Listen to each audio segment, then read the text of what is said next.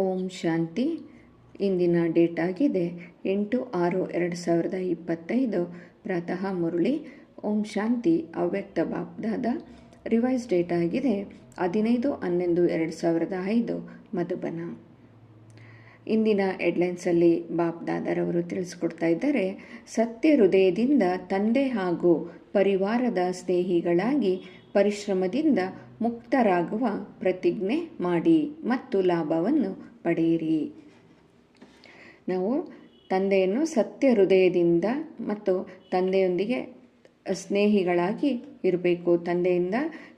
ತಂದೆಯೊಂದಿಗೆ ಸ್ನೇಹದಿಂದ ಸತ್ಯ ಹೃದಯದಿಂದ ಇರಬೇಕು. ಅದೇ ರೀತಿ ನಾವು ಬ್ರಾಹ್ಮಣ ಪರಿವಾರದವರ ಜೊತೆಯಲ್ಲೂ ಕೂಡ ತುಂಬ ಸ್ನೇಹದಿಂದ ಇರಬೇಕು ಅಂತ ಇಲ್ಲಿ ತಂದೆ ತಿಳಿಸ್ಕೊಡ್ತಾ ಇದ್ದಾರೆ. ನಾವು ಎಷ್ಟು ತಂದೆಯ ಜೊತೆ ಸತ್ಯ ಹೃದಯದಿಂದ ಸ್ನೇಹಿಗಳಾಗಿರ್ತೀವಿ, ಆವಾಗ ನಮಗೆ ತಂದೆಯ ಜೊತೆ ನಾವು ಪರಿಶ್ರಮದಿಂದ ಮುಕ್ತರಾಗ್ತೀವಿ. ಆವಾಗ ನಾವು ತಂದೆಯ ಜೊತೆ ಈಸಿಯಾಗಿ ಕನೆಕ್ಟ್ ಆಗ್ತೀವಿ.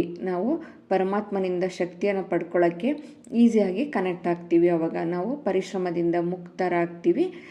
ಅದರ ಮತ್ತು ಲಾಭವನ್ನು ಪಡೆಯಬೇಕು ಅಂತ ಇಲ್ಲಿ ತಂದೆ ತಿಳಿಸ್ಕೊಡ್ತಾ ಇದ್ದಾರೆ.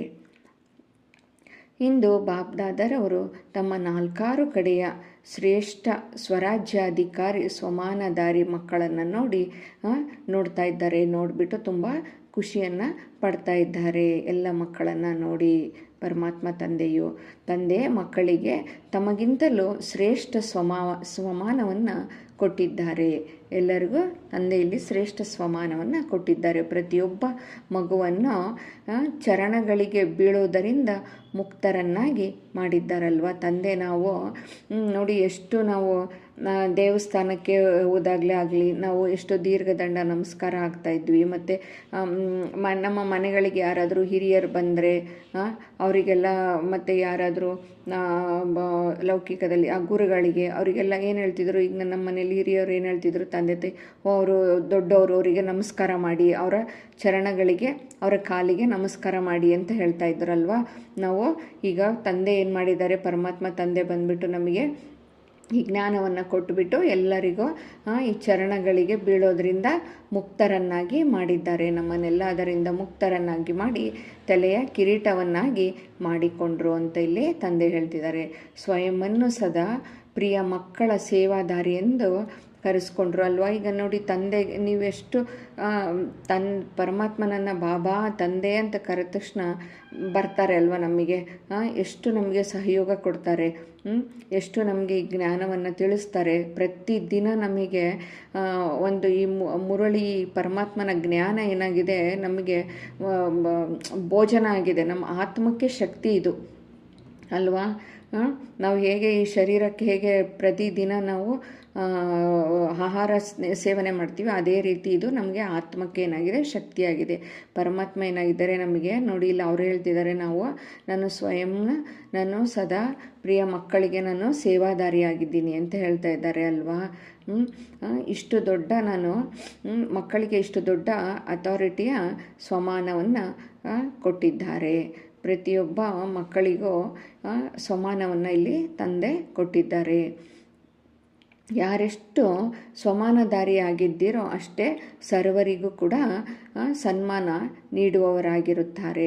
ಎಷ್ಟು ನಾವು ಸ್ವಮಾನಧಾರಿಯಾಗಿದ್ದಾಗ ನಾವು ಬೇರೆಯವರಿಗೆ ಸನ್ಮಾನವನ್ನು ಕೊಡುವವರಾಗಿರ್ತೇವೆ ಅಂತ ತಂದೆಯಲ್ಲಿ ತಿಳಿಸ್ಕೊಡ್ತಾ ಇದ್ದಾರೆ. ಯಾರೆಷ್ಟು ಸ್ವಮಾನಧಾರಿಗಳಾಗಿದ್ದೀರೋ ಅಷ್ಟೇ ನಿರ್ಮಾಣ ಸರ್ವರ ಸ್ನೇಹಿಯಾಗಿರುವವರು.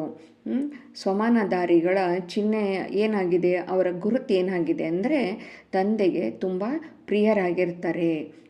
ಜೊತೆಗೆ ಸರ್ವರಿಗೂ ಕೂಡ ಪ್ರಿಯರಾಗಿರ್ತಾರೆ ಅಲ್ವಾ. ಯಾರು ಸದಾ ಸ್ವಮಾನದಲ್ಲಿರ್ತಾರೆ ಅಂಥವರು ಏನಾಗಿರ್ತಾರೆ, ಅವರ ಚಿಹ್ನೆ ಗುರುತೇನಾಗಿದೆ ಅಂದರೆ ಅವರು ತಂದೆಗೆ ತುಂಬ ಪ್ರಿಯರಾಗಿರ್ತಾರೆ. ಮತ್ತು ಬೇರೆ ಎಲ್ಲರಿಗೂ ಕೂಡ ಅವರು ಪ್ರಿಯರಾಗಿರ್ತಾರೆ.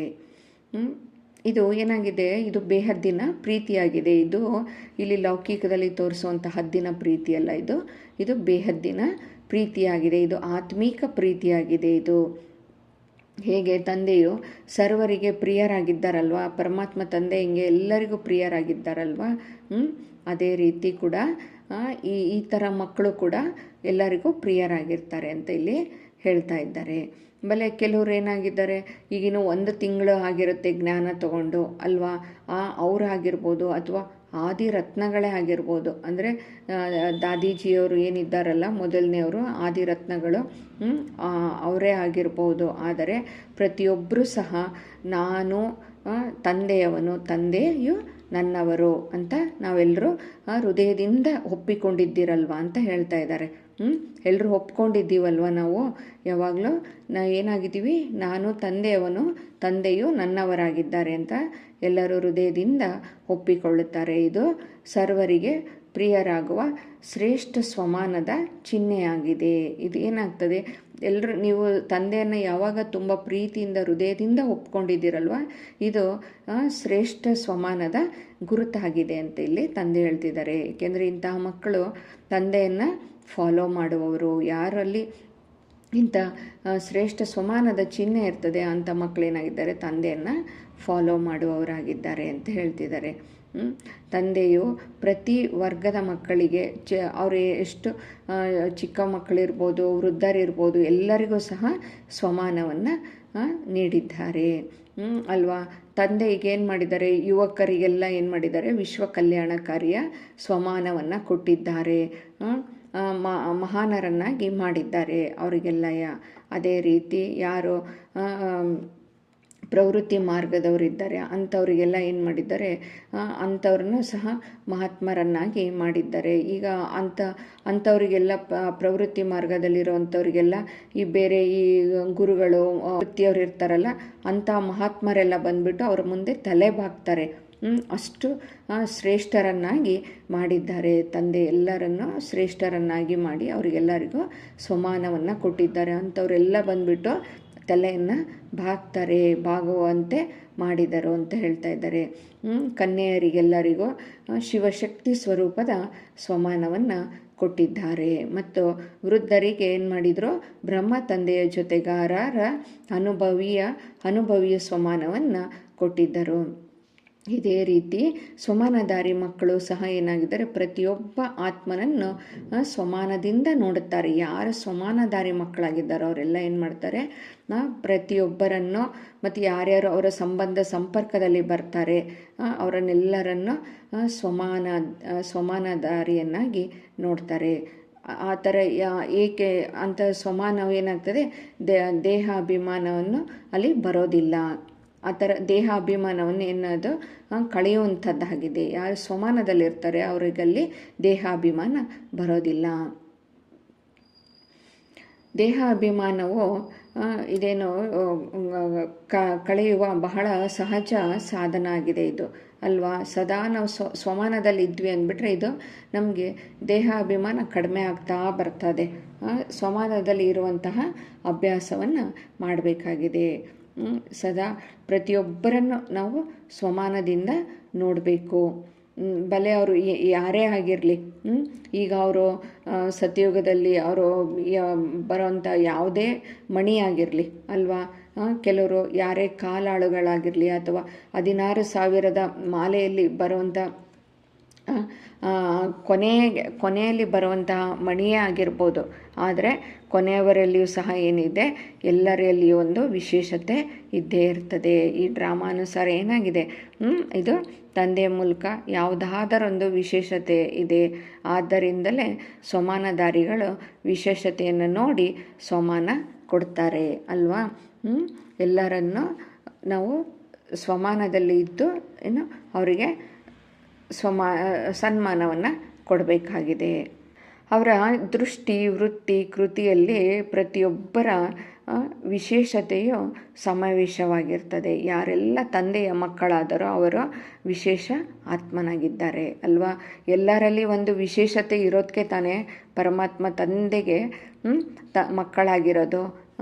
ಯಾರೆಲ್ಲ ಈಗ ನೋಡಿ, ಇದು ಏನಾಗಿದೆ, ಇಲ್ಲಿ ನಂಬರ್ ವಾರ್ ಆಗಿರ್ಬೋದು ಎಲ್ಲರೂ. ಈಗ ಎಲ್ಲರೂ ಒಂದೇ ಥರ ಇರಲಿಕ್ಕಾಗಲ್ಲ, ಇಲ್ಲಿ ನಂಬರ್ ವಾರ್ ಆಗಿಯೇ ಇರ್ಬೋದು. ಆದರೂ ಸಹ ಎಲ್ಲರಲ್ಲಿ, ಎಲ್ಲ ಆತ್ಮನಲ್ಲಿ ಒಂದೊಂದು ವಿಶೇಷ ಗುಣಗಳಿರ್ತದೆ. ಏನಾದರೂ ಒಂದು ವಿಶೇಷತೆ ಇದ್ದೇ ಇರ್ತದೆ. ಈ ವಿದ್ಯೆ ಇದೇನಾಗಿದೆ, ಕೋಟಿಯಲ್ಲಿ ಕೆಲವರಲ್ಲಿ ಕೆಲವರಾಗಿದ್ದಾರೆ ಅಂದಾಗ ಎಲ್ಲರಲ್ಲಿಯೂ ಏನಾದರೂ ಒಂದು ವಿಶೇಷತೆ ಇದ್ದೇ ಇದೆ. ಸ್ವಮಾನದಲ್ಲಿ ಸ್ಥಿತರಾಗಿರಬೇಕಾಗಿದೆ. ದೇಹಾಭಿಮಾನದಲ್ಲಿ ಬರಬಾರ್ದು. ತಂದೆಗೆ ಪ್ರತಿಯೊಬ್ಬ ಮಗುವಿನೊಂದಿಗೆ ಪ್ರೀತಿ ಇದೆ ಅಂತ ಇಲ್ಲಿ ತಂದೆ ಹೇಳ್ತಿದ್ದಾರೆ. ಎಲ್ಲ ಮಕ್ಕಳು ತಂದೆ ಅಂದಮೇಲೆ ತಂದೆಗೆ ಎಲ್ಲ ಮಕ್ಕಳ ಮೇಲೂ ಪ್ರೀತಿ ಇದೆ ಅಲ್ವಾ? ಪ್ರೀತಿ ಇದೆ ಅಂತ ಇಲ್ಲಿ ಹೇಳ್ತಾ ಇದ್ದಾರೆ. ನನ್ನನ್ನು ಅರಿತು ನನ್ನವರಾದರಲ್ವಾ, ಆದ್ದರಿಂದ ನನ್ನವರು ಅಂತ ಬಂದರೆ ಒಂದು ಸಾರಿ ಬಂದು ಇಲ್ಲಿ ಪರಮಾತ್ಮನ ಮನೆಗೆ ಬಂದು ಪರಮಾತ್ಮನಿಂದ ಒಂದು ಜ್ಞಾನ ಕೇಳಿಬಿಟ್ರೆ ಸಾಕು, ಅವರು ನನಗೆ ಪ್ರೀತಿ ಅವ್ರ ಮೇಲೆ ಬಂದುಬಿಡ್ತದೆ ಅಂತ ಬಾಬಾ ಹೇಳ್ತೀರಿ. ಇವರು ಏಕೆಂದರೆ ನನ್ನ ಮಗು ಆಗಿಬಿಟ್ರು. ಅವರ ಬಾಯಿಂದ ನನ್ನ ಬಾಬಾ, ನನ್ನ ತಂದೆ ಅಂತ ಹೇಳಿದ್ರಲ್ವ. ಒಂದು ಸಾರಿ ಅವರು ಬಂದು ಇಲ್ಲಿ ಕಾಲಿಟ್ಟು ನನ್ನ ತಂದೆ, ನನ್ನ ಬಾಬಾ ಅಂತ ಹೇಳಿದರೆ ಸಾಕು. ಅಂದಮೇಲೆ ತಂದೆಗೆ ಅವ್ರ ಮೇಲೆ ಏನಾಗ್ತದೆ, ಅವರು ಪ್ರೀತಿಗೆ ಪಾತ್ರರಾಗ್ಬಿಡ್ತಾರೆ ಅಂತ ಇಲ್ಲಿ ಬಾಪ್ದಾದರವರು ತಿಳಿಸ್ಕೊಡ್ತಾ ಇದ್ದಾರೆ. ಎಲ್ಲ ಮಕ್ಕಳು ಸಹ ಪ್ರಿಯರಾಗಿದ್ದಾರೆ ತಂದೆಗೆ. ಎಲ್ಲ 4 ಕಡೆಯ ಎಲ್ಲ ಮಕ್ಕಳು ಕೂಡ ಪ್ರಿಯರಾಗಿದ್ದಾರೆ. ಹಾಗೆ ನೀವು ಸಹ ಎಲ್ಲರೂ ಫಾಲೋ ಫಾದರ್ ಮಾಡಬೇಕಾಗಿದೆ. ಯಾರೂ ಕೂಡ ಇಲ್ಲಿ ಅಪ್ರಿಯರಿಲ್ಲ, ಸರ್ವರು ಕೂಡ ಪ್ರಿಯರಾಗಿದ್ದೀರಾ ಅಂತ ತಂದೆಯಲ್ಲಿ ತಿಳಿಸ್ಕೊಡ್ತಾ ಇದ್ದಾರೆ ಅಲ್ವಾ. ಈಗ ನೋಡಿ, ಲೌಕಿಕದಲ್ಲಿ ಕೂಡ ಎಷ್ಟು ಜನ ಮಕ್ಕಳಿದ್ದರೂ ಕೂಡ ಎಲ್ಲ ಮಕ್ಕಳನ್ನು ತಂದೆ ಪ್ರೀತಿ ಕೊಡ್ತಾರೆ, ಸಮಾನವಾಗಿ ಪ್ರೀತಿ ಕೊಡ್ತಾರೆ. ಇಲ್ಲಿ ನೋಡಿ, ನಮಗೆ ಪರಮಾತ್ಮ ಶಿವ ತಂದೆ ನಮಗೆ ಸಿಕ್ಕಿದ್ದಾರೆ ಅಲ್ವಾ. ಪರಮಾತ್ಮ ತಂದೆ ಸಿಕ್ಕಿದ್ದಾರೆ. ಅವರು ನಮಗೆ ಅವರಿಂದ ನೇರವಾಗಿ ನಮಗೆ ಪ್ರೀತಿ ಸಿಗ್ತಿದೆ, ಪಾಲನೆ ಸಿಗ್ತಿದೆ ಅಂದಾಗ ನಾವೆಲ್ಲ ಎಷ್ಟೊಂದು ಅದೃಷ್ಟಶಾಲಿ ಮಕ್ಕಳಾಗಿದ್ದೇವೆ ಅಂತ ನಾವು ತಿಳ್ಕೊಬೇಕಾಗಿದೆ. ಯಾವುದೇ ಮಗು ಆದರೂ ಕೂಡ ನನ್ನ ಬಾಬಾ ಎಂದು ಹೇಳುತ್ತದೆ ಎಂದರೆ ಈ ನನ್ನತನವನ್ನು ಯಾರು ತಂದರು ಅಲ್ವಾ. ಇದು ನನ್ನತನ ಅನ್ನೋದೇನಾಗಿದೆ ಇಲ್ಲಿ, ನನ್ನ ಅಂತಂದ್ರೇನು, ಅದು ಸ್ನೇಹ. ಅಲ್ಲಿ ಏನಾಗ್ಬಿಡುತ್ತೆ, ನಮಗೆ ತಂದೆಯ ಜೊತೆ ಸ್ನೇಹ ಇದೆ ಅಂತ ಅಲ್ಲಿ ಅಲ್ವಾ.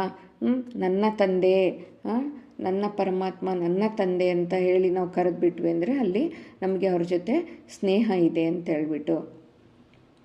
ಈಗ ಯಾರೆಲ್ಲರಿಗೂ ತಂದೆಯ ಸ್ನೇಹವು ತಂದೆಯ ಮಕ್ಕಳನ್ನಾಗಿ ಮಾಡಿಬಿಡ್ತದೆ ಅಲ್ವಾ. ಈ ಸ್ನೇಹ ಏನಾಗ್ಬಿಡ್ತದೆ, ಪರಮಾತ್ಮನ ಜೊತೆ ನಮಗೆ ತಂದೆ ಜೊತೆಗೆ ಮಕ್ಕಳನ್ನಾಗಿ ಮಾಡಿಬಿಡ್ತದೆ. ತಂದೆಯ ಸ್ನೇಹವು ಇದೇನಾಗಿದೆ, ಒಂದು ಮ್ಯಾಗ್ನೆಟ್ ಥರ ಇದು, ಆಯಸ್ಕಾಂತವಾಗಿದೆ ಅಂತ ಇಲ್ಲಿ ತಂದೆ ಹೇಳ್ತಿದ್ದಾರೆ ಅಲ್ವಾ. ತಂದೆಯ ಜೊತೆಗೆ ನೋಡಿ, ನಾವು ಎಷ್ಟು ಅಟ್ರಾಕ್ಟ್ ಆಗಿಬಿಡ್ತೀವಿ ಅಲ್ವಾ. ತಂದೆಯ ಸ್ನೇಹ ಏನಾಗಿದೆ, ಆಯಸ್ಕಾಂತವಾಗಿದೆ. ಸ್ನೇಹದ ಆಯಸ್ಕಾಂತದಿಂದ ತಂದೆಗೆ ನಾವು ಮಕ್ಕಳಾಗ್ಬಿಟ್ವಿ ಅಲ್ವಾ. ಎಷ್ಟು ನಮಗೆ ಇದು ಮ್ಯಾಗ್ನೆಟ್ ಎಳ್ಕೊಂಬಿಟ್ಟಿದೆ ಅಲ್ವಾ. ನಮಗೆ ತಂದೆಯ ಸ್ನೇಹ ಎಳ್ಕೊಂಡಾಗ ಏನಾಗ್ತದೆ, ಯಾವಾಗಲೂ ನಾವು ಅವಾಗ ನನ್ನ ತಂದೆ, ನನ್ನ ಬಾಬಾ ಅಂತ ಹೇಳ್ತೀವಿ. ಈ ಹೃದಯದ ಸ್ನೇಹ ಇದೆ ಅಲ್ವಾ, ಇದು ಬರೀ ಮೇಲ್ನೋಟಕ್ಕೆ ಬರೋವಂಥದ್ದಲ್ಲ.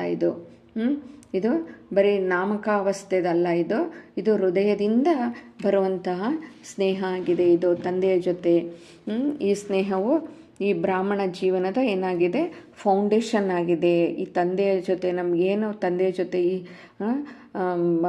ಇಷ್ಟು ಸ್ನೇಹ, ಇಷ್ಟು ಪ್ರೀತಿ ಇದೆ ಅಲ್ಲ, ಈ ಹೃದಯದ ಸ್ನೇಹ ಇದೆ ಅಲ್ವಾ, ಇದೇನಾಗಿದೆ, ಇದು ನಮ್ಮ ಬ್ರಾಹ್ಮಣ ಜೀವನದ ಫೌಂಡೇಶನ್, ತಳಪಾಯವಾಗಿದೆ ಅಂತ ಇಲ್ಲಿ ಬಾಪ್ದಾದರವರು ತಿಳಿಸ್ಕೊಡ್ತಾ ಇದ್ದಾರೆ. ಈ ಸ್ನೇಹವೇ ನಮಗೇನಾಗ್ತದೆ, ಕರೆ ತರ್ತದೆ ತಂದೆಯ ಜೊತೆ ಅಲ್ವಾ.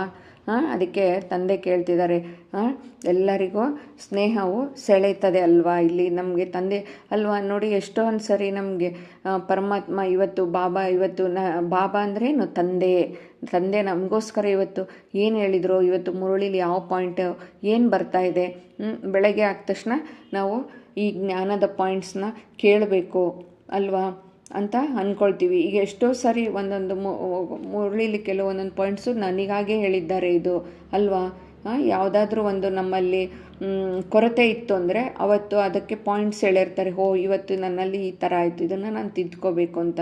ಅಂದರೆ ನಮಗೆ ತಂದೆ ಅಲ್ಲಿ ನಮ್ಮನ್ನು ತೀಡಿ ಶ್ರೇಷ್ಠರನ್ನಾಗಿ ಮಾಡ್ತಾ ಇದ್ದಾರೆ. ಈ ಸ್ನೇಹದಿಂದ ನಮಗೆ ಹೃದಯದ ಸ್ನೇಹ ಕೊಟ್ಟು, ಹೃದಯದ ಪ್ರೀತಿಯನ್ನು ಕೊಟ್ಟು ನಮ್ಮನ್ನು ಸೆಳೀತಾ ಇದ್ದಾರೆ. ಈ ಸ್ನೇಹವು ಏನಾಗಿದೆ, ಇದು ಸೆಳೆತ ಆಗಿದೆ. ಆ ಸ್ನೇಹ, ಅದಕ್ಕೆ ತಂದೆ ಕೇಳ್ತಿದ್ದಾರೆ, ನಿಮಗೆ ಸ್ನೇಹ ಎಷ್ಟಿದೆ ತಂದೆ ಮೇಲೆ, 100% ಇದೆನಾ ಅಂತ ಇಲ್ಲಿ ಬಾಪ್ದಾದ ಕೇಳ್ತಾ ಇದ್ದಾರೆ. ಎಲ್ಲರಿಗೂ ನನ್ನ ಸ್ನೇಹ ಇದು 100% ಇದೆನಾ ಎಲ್ಲರಿಗೂ ಅಂತ ಕೇಳ್ತಾ ಇದ್ದಾರೆ.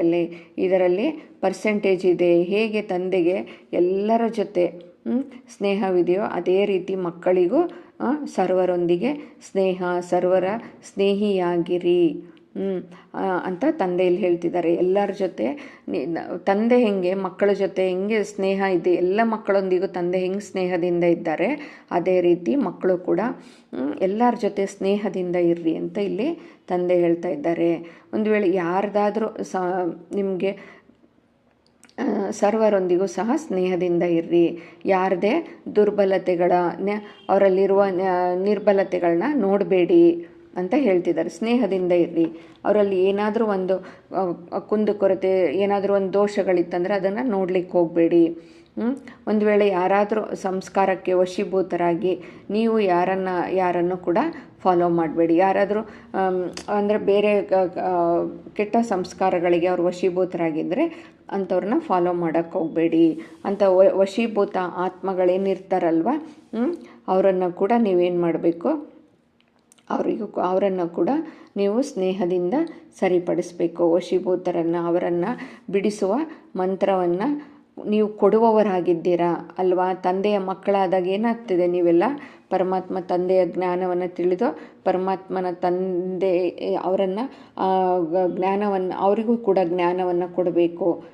ಅವರನ್ನು ಕೂಡ ಅಂಥ ಸಂಸ್ಕಾರದಿಂದ ಅವರನ್ನು ಮುಕ್ತಗೊಳಿಸುವವರು ನೀವಾಗಿದ್ದೀರಾ ಅಂತ ಬಾಬಾ ಇಲ್ಲಿ ಹೇಳ್ತಿದ್ದಾರೆ.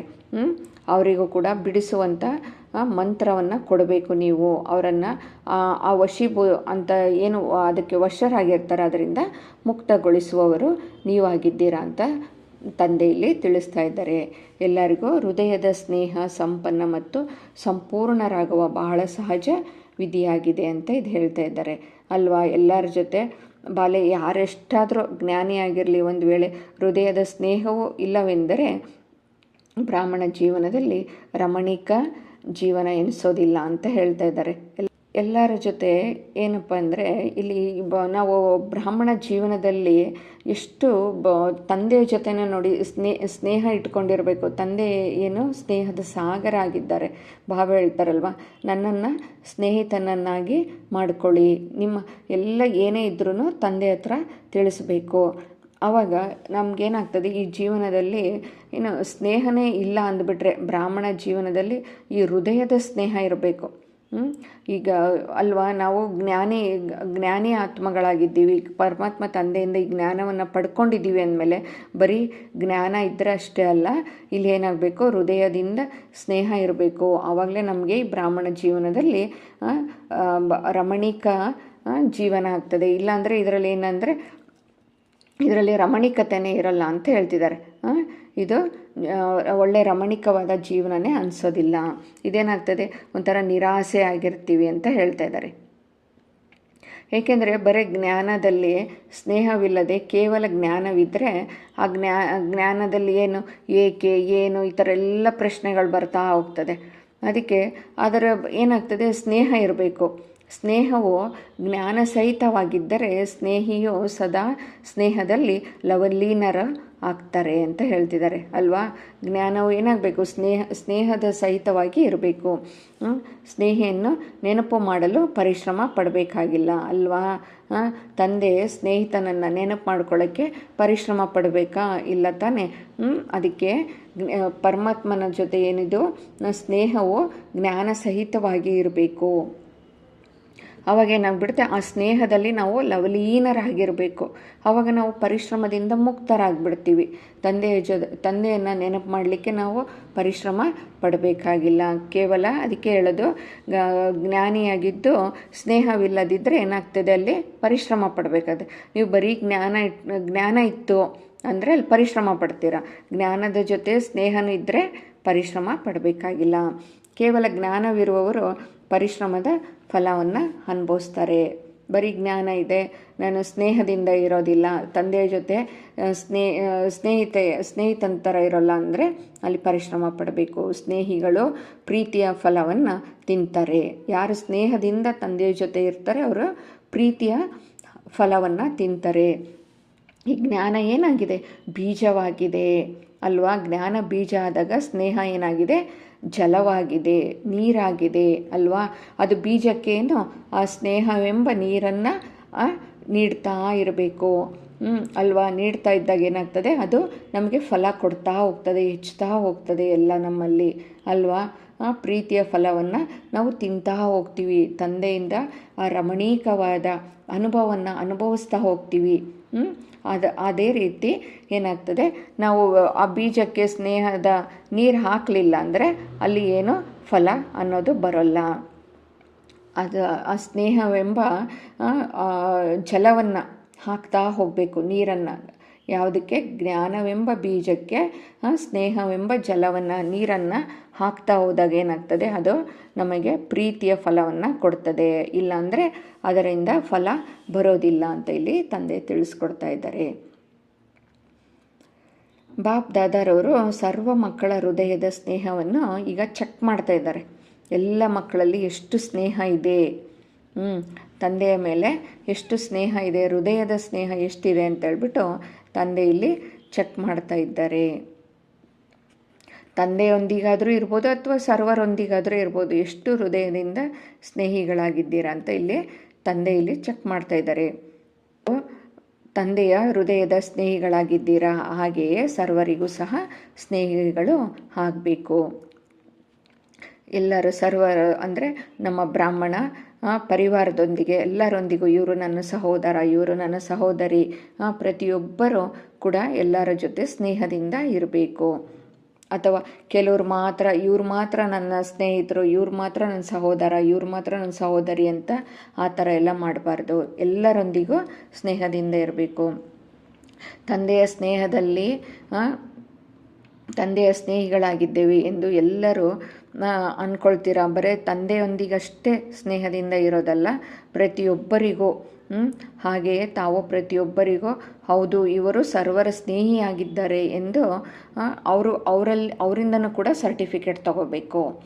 ಕೇವಲ ತಂದೆ ಅಷ್ಟೇ ಕೊಡೋದಲ್ಲ ಸರ್ಟಿಫಿಕೇಟು, ಕೇವಲ ತಂದೆಯಿಂದ ಸರ್ಟಿಫಿಕೇಟ್ ತಗೊಳ್ಳೋದಲ್ಲ, ಇದು ಬ್ರಾಹ್ಮಣ ಪರಿವಾರದಿಂದಲೂ ಕೂಡ ನೀವು ಸರ್ಟಿಫಿಕೇಟ್ನ ತೆಗೆದುಕೊಳ್ಬೇಕಾಗಿದೆ. ಇವರು ಸರ್ವರ ಸ್ನೇಹಿ ಆತ್ಮ ಆಗಿದ್ದಾರೆ ಅಂತ ಹೇಳ್ಬಿಟ್ಟು ಅವರಿಂದನೂ ಕೂಡ ಸರ್ಟಿಫಿಕೇಟ್ ತಗೋಬೇಕು. ಏಕೆಂದರೆ ಈ ಸಮಯದಲ್ಲಿ ತಂದೆಯು ಧರ್ಮ ಮತ್ತು ರಾಜ್ಯ ಎರಡನ್ನೂ ಜೊತೆಯಲ್ಲಿ ಸ್ಥಾಪನೆ ಮಾಡ್ತಾ ಇರೋದಲ್ವ. ಈಗ ಧರ್ಮವನ್ನು ಸ್ಥಾಪನೆ ಮಾಡ್ತಾ ಇದ್ದಾರೆ ಮತ್ತು ರಾಜ್ಯವನ್ನು ಸ್ಥಾಪನೆ ಮಾಡ್ತಾ ಇದ್ದಾರೆ ಅಂದಾಗ ರಾಜ್ಯದಲ್ಲಿ ಕೇವಲ ತಂದೆ ಇರೋದಿಲ್ಲ ಅಲ್ವಾ, ಅಲ್ಲಿ ಪರಿವಾರವೂ ಇರುತ್ತದೆ ಅಲ್ವಾ.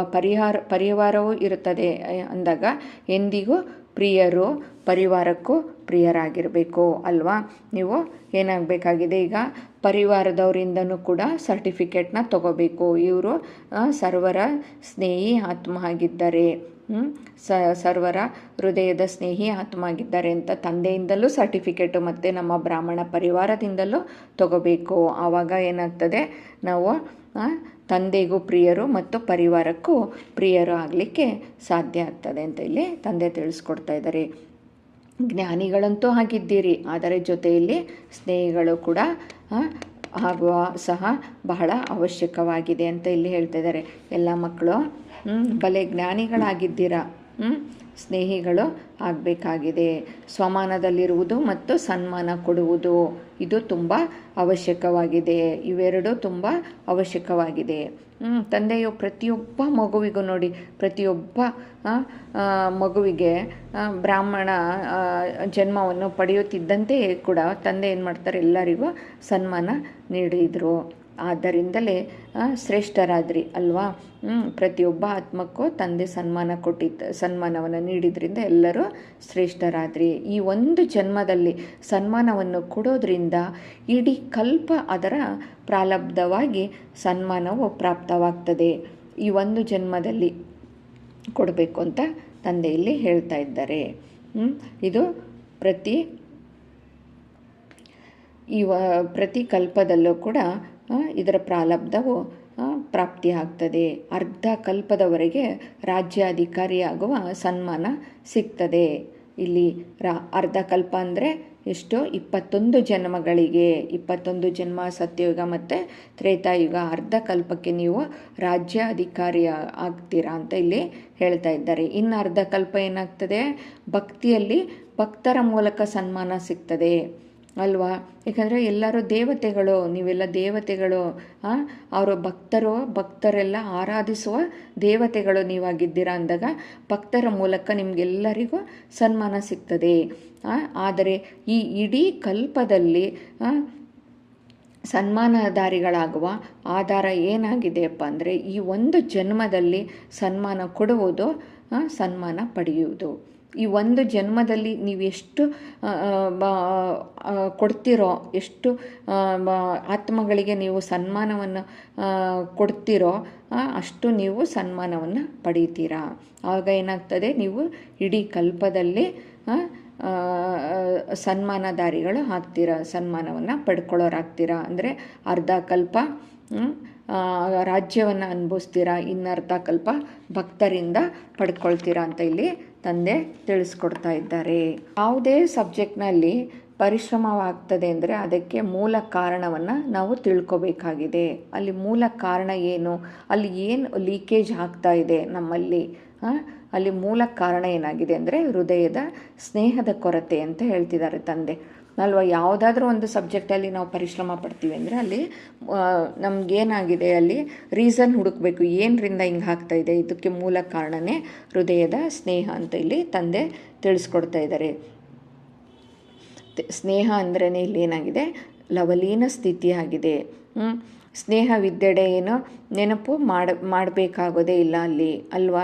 ತಂದೆಯ ಜೊತೆ ಸ್ನೇಹ ಇತ್ತಂದರೆ ನೋಡಿ, ಈಗ ನೀವು ಲೌಕಿಕದಲ್ಲಿ ಏನು ಇವ್ರು ನನ್ನ ಕ್ಲೋಸ್ ಫ್ರೆಂಡಪ್ಪ, ಇವ್ರು ನಂಗೆ ತುಂಬ ಹತ್ರದ ಫ್ರೆಂಡ್ ಅಂತ ಇರ್ತಾರೆ. ಅವ್ರನ್ನೇನು ನೀವು ನೆನಪು ಮಾಡ್ಕೋಬೇಕಾ, ಅವ್ರನ್ನ ಪದೇ ಪದೇ ಏನು ನೆನಪು ಮಾಡ್ಕೊಳಕ್ಕೆ ಹೋಗಿ ಪರಿಶ್ರಮ ಪಡಬೇಕಾ, ಇಲ್ಲ ಅಲ್ವಾ. ಅವ್ರು ನನ್ನ ಫ್ರೆಂಡು, ಅವಳು ನನ್ನ ಕ್ಲೋಸ್ ಫ್ರೆಂಡ್ ಇದ್ದಾಳೆ ಅಂತ ಹೇಳ್ಬಿಟ್ಟು ಸಡನ್ ಅವರು ನಮಗೆ ಏನಾಗ್ತದೆ, ನೆನಪಾಗ್ಬಿಡ್ತದೆ ಅಲ್ವಾ. ನಮ್ಮ ಬುದ್ಧಿಯಲ್ಲಿ ಅವ್ರ ನೆನಪು ಅವರ ಇದು ಬಂದುಬಿಡ್ತದೆ. ಅದೇ ರೀತಿ ಇಲ್ಲಿ ನಮಗೆ ತಂದೆಯ ಜೊತೆ ಹೃದಯದ ಸ್ನೇಹ ಇರಬೇಕು. ಹಾಗೇನಾಗ್ತದೆ, ನಮಗೆ ಅವರನ್ನು ನೆನಪು ಮಾಡ್ಕೋಬೇಕಪ್ಪ ತಂದೆಯನ್ನು ಅಂತೇಳಿ ಇಲ್ಲಿ ಪರಿಶ್ರಮ ಪಡಬೇಕಾಗಿಲ್ಲ. ಅಲ್ಲಿ ನೆನಪು ಯಾವತ್ತೂ ಮರೆಯೋದೇ ಇಲ್ಲ ತಂದೆಯ ಜೊತೆ ಇರೋದು ಅಲ್ವಾ. ಪರಿಶ್ರಮನೂ ಪಡಬೇಕಾಗಿಲ್ಲ. ಅಲ್ಲಿ ಕಷ್ಟ ಆಗ್ತದೆ ಅನ್ನೋದೇ ಇಲ್ಲೇ ಇಲ್ಲ.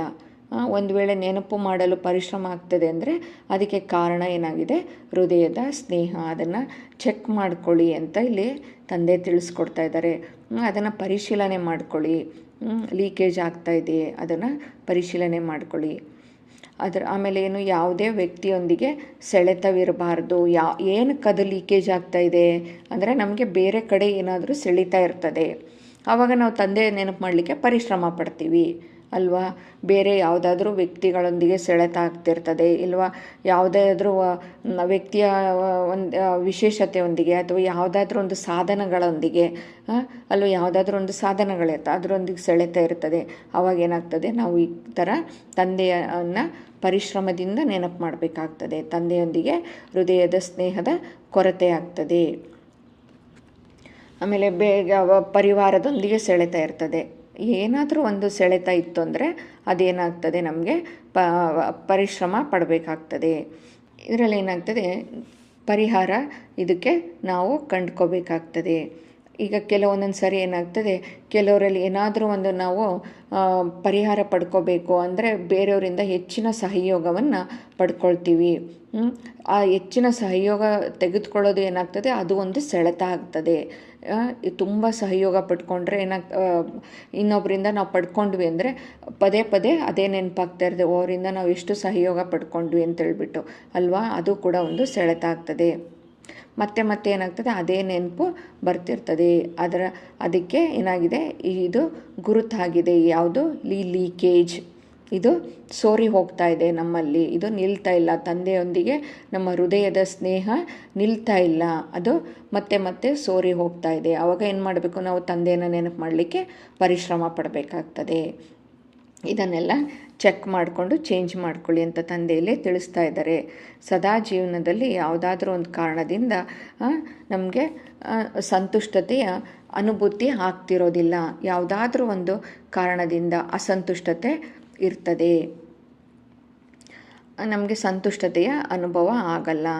ಯಾವಾಗಲೂ ಯಾರು ಎಲ್ಲಿ ಸಂತುಷ್ಟತೆ ಇರ್ತದೋ ಅಲ್ಲಿ ಏನಾಗ್ತದೆ, ಸದಾ ಪ್ರಸನ್ನತೆ ಇರ್ತದೆ ಅಂತ ಇಲ್ಲಿ ಹೇಳ್ತಾ ಇದ್ದಾರೆ ಬಾಪ್ದಾದರವರು ಅಲ್ವಾ. ಅವರು ಸದಾ ಪ್ರಸನ್ನ ಚಿತ್ತರಾಗಿರೋರು ಹೆಂಗಿರ್ತಾರೆ, ಅವರು ಸದಾ ಆತ್ಮಿಕ ಗುಲಾಬಿಯ ತರಹ ಮುಗುಳ್ನಗ್ತಾ ಇರ್ತಾರೆ ಅಲ್ವಾ. ಪ್ರಸನ್ನ ಚಿತ್ತರಾಗಿದ್ದಾಗ ಮುಖ ಹೇಗಿರ್ತದೆ, ಎಷ್ಟು ಅವರು ಸಂತುಷ್ಟತೆ ತುಂಬಿದಾಗ ಅವ್ರ ಮುಖದಲ್ಲಿ ಪ್ರಸನ್ನತೆ ಇರ್ತದೆ. ಪ್ರಸನ್ನತೆ ಇತ್ತು ಅಂದರೆ ಅವ್ರ ಮುಖದಲ್ಲಿ ಯಾವಾಗಲೂ ಮುಗುಳ್ನಗು ಇರ್ತದೆ. ಅವರು ತುಂಬ ಹರ್ಷಿತ ಮುಖಿಯಾಗಿರ್ತಾರೆ ಅಂತ. ಅವ್ರು ಯಾವತ್ತೂ ಮೂಡ್ ಆಫ್ ಆಗೋದಿಲ್ಲ ಅಂತ. ಆದರೆ ಅವರು ಏನಾಗಿರ್ತಾರೆ, ಯಾವಾಗಲೂ ಡಬಲ್ ಲೈಟ್ ಆಗಿರ್ತಾರೆ. ಅಂಥವರು ಯಾವಾಗಲೂ ಹರ್ಷಿತ ಮುಖಿ ಇದ್ದವ್ರು ಏನಾಗಿರ್ತಾರೆ, ಡಬಲ್ ಲೈಟ್ ಆಗಿರ್ತಾರೆ. ಈಗ ಪರಿಶ್ರಮದಿಂದ ಮುಕ್ತರಾಗಿ ಬಾಪ್ದಾದರವರಿಗೆ ಮುಕ್ತರಾಗಬೇಕಾಗಿದೆ. ಏಕೆಂದರೆ ಬಾಪ್ದಾದರವರಿಗೆ ಮಕ್ಕಳ ಪರಿಶ್ರಮವು ಇಷ್ಟ ಆಗೋದಿಲ್ಲ.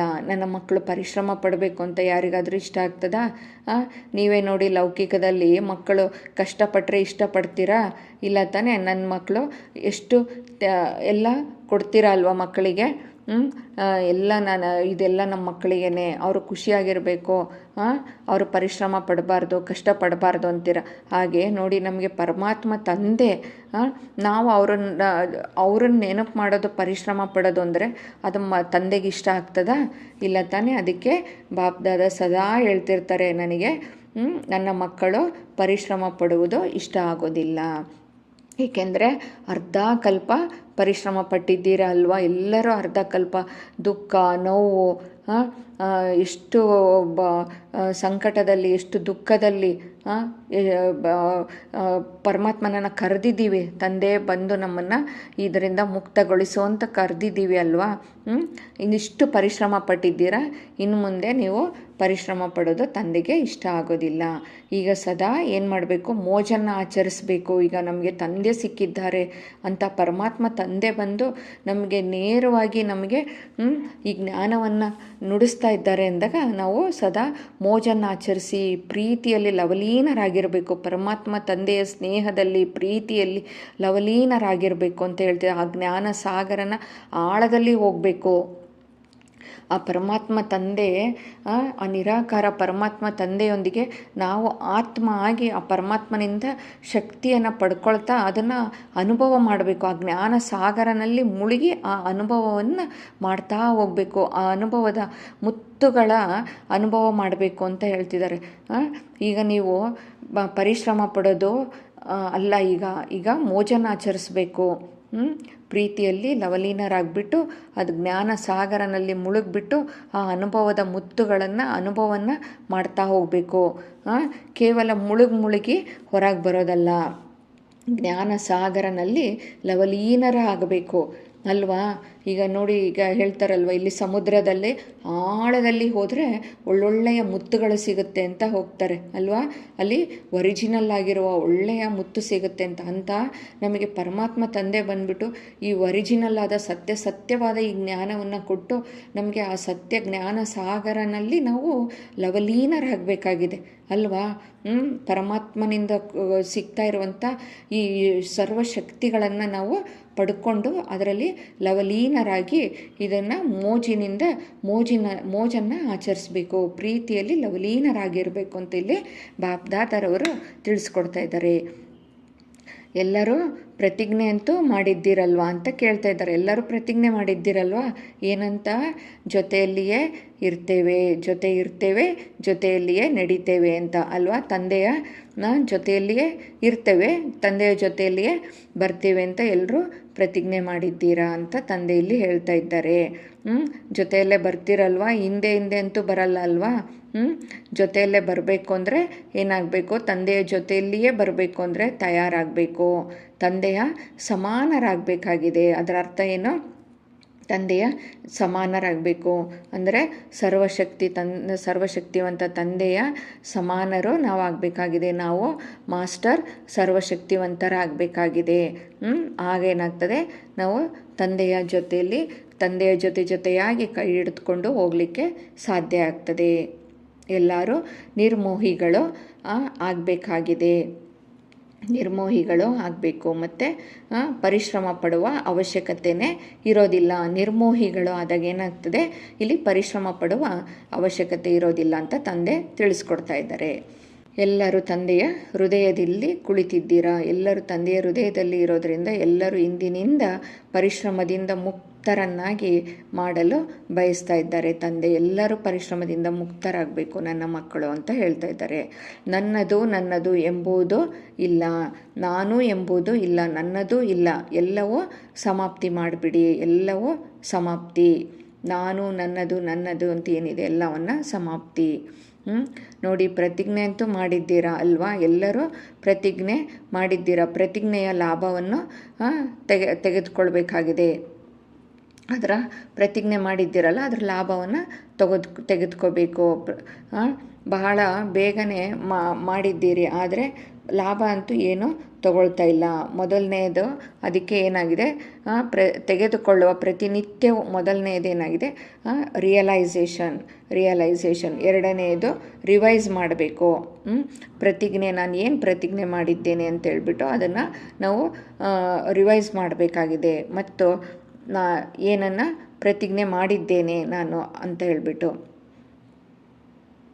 ಅಮೃತ ವೇಳೆಯ ನಂತರ ಪ್ರತಿಜ್ಞೆಯ ಮತ್ತು ಲಾಭ ಎರಡರ ಏನಾಗಿದೆ, ಬ್ಯಾಲೆನ್ಸ್ ಶೀಟ್, ಸಮತೋಲನ ಚಾರ್ಟನ್ನು ಬರಿಬೇಕಾಗಿದೆ. ನಾನು ಪ್ರತಿಜ್ಞೆ ಏನು ಮಾಡಿದ್ದೆ, ಅದರ ಲಾಭವನ್ನು ಏನು ಪಡ್ಕೊಳ್ತಾ ಇದ್ದೀನಿ ಅಂತೇಳ್ಬಿಟ್ಟು ಅದನ್ನು ಚೆಕ್ ಮಾಡಿಕೊಂಡು ಅದರದ್ದು ಚಾರ್ಟನ್ನು ಮಾಡಬೇಕಾಗಿದೆ. ಹೀಗೆ ರಿಯಲೈಸ್ ಮಾಡಿ, ರಿವೈಸ್ ಮಾಡಿ, ಇವೆರಡು ಬ್ಯಾಲೆನ್ಸ್ ಆದಾಗ ಸರಿ ಏನಾಗ್ತದೆ, ಅವಾಗ ಸರಿ ಹೋಗ್ತದೆ ಅಂತ ಇಲ್ಲಿ ಬಾಪ್ ದಾದಾ ಹೇಳ್ತಾ ಇದ್ದಾರೆ. ದಾದ ಕೇವಲ ಒಂದು ಶಬ್ದವನ್ನು ಬಯಸ್ತಾ ಇದ್ದಾರೆ. ಆ ಒಂದು ಶಬ್ದ ಏನಾಗಿದೆ, ಸಫಲ ಮಾಡ್ಕೋಬೇಕು.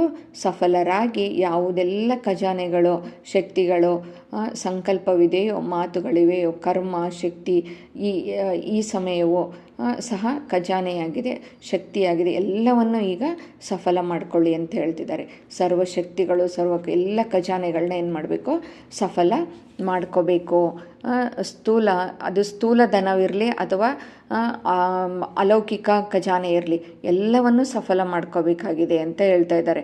ಅಂದರೆ ಈಗ ಸ್ಥೂಲವಾಗಿರೋದು ಕೂಡ ಏನಾಗ್ತದೆ, ಎಲ್ಲ ಇಲ್ಲಿ ಏನಾಗ್ತದೆ, ಬದಲಾವಣೆ ಆಗುವಾಗ ಎಲ್ಲ ಏನಾಗ್ತದೆ, ಮಣ್ಣಾಗೋಗ್ತದೆ. ಅದನ್ನು ಕೂಡ ಸಫಲ ಮಾಡಿಕೊಳ್ಳಿ. ಎಲ್ಲ ಸರ್ವಶಕ್ತಿಗಳು, ಸರ್ವ ಖಜಾನೆಗಳನ್ನು ಕೂಡ ಏನು ಮಾಡಬೇಕು, ಸಫಲ ಮಾಡಬೇಕು ಅಂದರೆ ಹಂಚ್ತಾ ಹೋಗಬೇಕು. ಯಾರಲ್ಲಿ ಯಾವುದು ಕಡಿಮೆ ಇರ್ತದೆ ಅದನ್ನು ನಾವು ಹಂಚ್ತಾ ಹೋಗಬೇಕು. ಸಫಲತಾ ಮೂರ್ತಿಯ ಸರ್ಟಿಫಿಕೇಟನ್ನು ಕೂಡ ತೆಗೆದುಕೊಳ್ಬೇಕಾಗಿದೆ ಅಂತ ಬಾಬಾ ಇಲ್ಲಿ ಹೇಳ್ತಾ ಇದ್ದಾರೆ. ನಾವು ಇಷ್ಟಿಷ್ಟು ಸಫಲ ಮಾಡ್ತಾ ಹೋಗ್ತೀವೋ ಅಷ್ಟು ಅದು ಹೆಚ್ಚುತ್ತಾ ಹೋಗ್ತದೆ.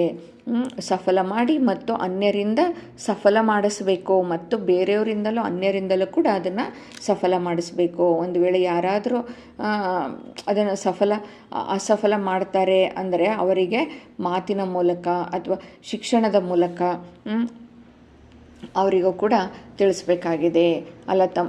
ತಮ್ಮ ಶುಭ ಕಾಮನೆ ಮತ್ತು ಸದಾ ಅವರ ಬಗ್ಗೆ ಶುಭ ಸನ್ಮಾನವನ್ನು ಕೊಡೋದರ ಮೂಲಕ ಅವರಿಗೆ ಸಫಲ ಮಾಡಿಸ್ಬೇಕಾಗಿದೆ. ಬೇರೆಯವರಿಂದನೂ ಕೂಡ ಸಫಲ ಮಾಡಿಸ್ಬೇಕು. ಕೇವಲ ಶಿಕ್ಷಣವನ್ನು ಕೊಡಬೇಡಿ. ಒಂದು ವೇಳೆ ಏನಾಗ್ತದೆ, ಬರೀ ಶಿಕ್ಷಣ ಕೊಟ್ಟರೆ ಅದು ಏನೋ ಪ್ರಯೋಜನಕ್ಕೆ ಬರಲ್ಲ. ಕೊಡಬೇಕಾದ್ರೂ ಸಹ ಶಿಕ್ಷಣವನ್ನು ಕೊಡಬೇಕಾದ್ರೂ ಸಹ ಏನಾಗಬೇಕು, ಕ್ಷಮೆ ಮತ್ತು ಶಿಕ್ಷಣ, ಕ್ಷಮಾರೂಪರಾಗಿ ಶಿಕ್ಷಣ ಕೊಡಬೇಕಾಗಿದೆ ಅಲ್ವಾ. ನಾವು ಕ್ಷಮೆಯ ಧರಿತ್ರಿ ಅಂತ ಇಲ್ಲಿ ಹೇಳಿದ್ದಾರೆ. ಕ್ಷಮಾರೂಪರಾಗಿ ಶಿಕ್ಷಣವನ್ನು ಕೊಡಬೇಕಾಗಿದೆ. ದಯಾಹೃದಯಿಗಳಾಗಬೇಕು. ತಮ್ಮ ದಯಾಹೃದಯಿ ರೂಪವು ಕೂಡ ಅವಶ್ಯವಾಗಿ ಶಿಕ್ಷಣದ ಫಲವನ್ನು ತೋರಿಸ್ತದೆ. ಎಲ್ಲರ ಮೇಲೆ ದಯಾಹೃದಯಿಗಳಾಗಿ ಅಂತ ಹೇಳ್ತಾ ಇದ್ದಾರೆ. ಈಗ ನೋಡಿ, ವಿಜ್ಞಾನದವರು ಸಹ ಏನು ಮಾಡ್ತಾರೆ ಹೇಳು, ಮೊದಲು ಈಗ ಡಾಕ್ಟರ್ಸ್ ಎಲ್ಲ ಏನು ಮಾಡ್ತಾರೆ, ಆಪ್ರೇಷನ್ ಮಾಡಬೇಕಾದ್ರೆ ಏನು ಮಾಡ್ತಾರೆ, ಮೊದಲು ಅವರಿಗೆ ಅಂದರೆ ಎಚ್ಚರಿಕೆ ಇರಬಾರ್ದು ಅವರಿಗೆ ಅಂತ ಹೇಳ್ಬಿಟ್ಟು, ಮೂರ್ಛೆ ಹೋಗಲಿಕ್ಕೆ ಅಂತೇಳ್ಬಿಟ್ಟು ಒಂದು ಏನಾದರೂ ಇಂಜೆಕ್ಷನ್ ಕೊಟ್ಬಿಟ್ಟು ಆಮೇಲೆ ನಂತರ ಆಪ್ರೇಷನ್ ಮಾಡ್ತಾರೆ ಅಲ್ವಾ. ಹಾಗೆಯೇ ತಾವು ಸಹ ದಯಾಹೃದಯಿಗಳಾಗಬೇಕು. ನಂತರ ಶಿಕ್ಷಣವನ್ನು ಕೊಡಿ, ಆಗ ಪ್ರಭಾವ ಬೀರ್ತದೆ. ಶಿಕ್ಷಣ ನೇರವಾಗಿ ನಾವು ಶಿಕ್ಷಣ ಕೊಡ್ಲಿಕ್ಕೆ ಹೋದರೆ, ಕೆಲವ್ರು ನೋಡಿ ನೇರವಾಗಿ ಹೇಳಲಿಕ್ಕೆ ಹೋದರೆ ಅದನ್ನ ಅರ್ಥ ಮಾಡ್ಕೊಳ್ಳೋದಿಲ್ಲ. ಇವರೇನು ನಮಗೆ ಹೇಳೋದು, ಇವರೇನು ನನಗೆ ಹೇಳೋದು ಅಂತ ಹೇಳ್ತಾರೆ. ಅಂದರೆ ತಮ್ಮದೇ ಸರಿ ಅಂತ ಅಂದ್ಕೊಳ್ತಾರೆ. ಅಲ್ವಾ. ಅದಕ್ಕೆ ಯಾವಾಗಲೂ ದಯಾಹೃದಯಿಗಳಾಗಿರಬೇಕು.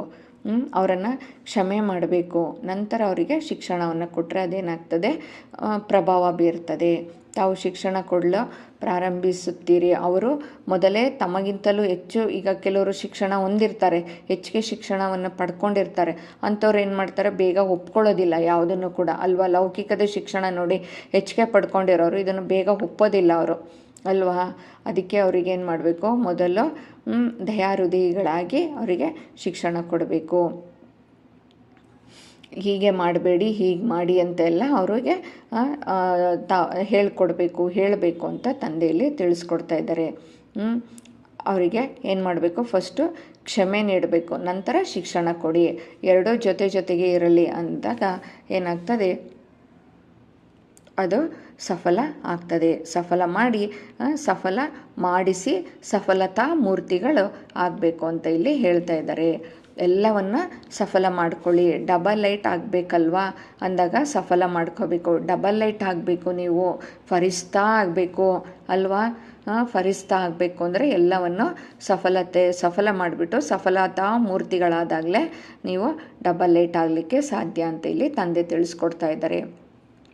ಸಂಸ್ಕಾರವನ್ನು ಕೂಡ ಸಫಲ ಮಾಡಬೇಕು ಮತ್ತು ತಮ್ಮ ಆದಿ ಸಂಸ್ಕಾರ, ದೇವತಾ ಸಂಸ್ಕಾರ, ಆತ್ಮದ ನಿಜ ಸಂಸ್ಕಾರವನ್ನು ಇಮರ್ಜ್ ಮಾಡ್ಕೋಬೇಕಾಗಿದೆ.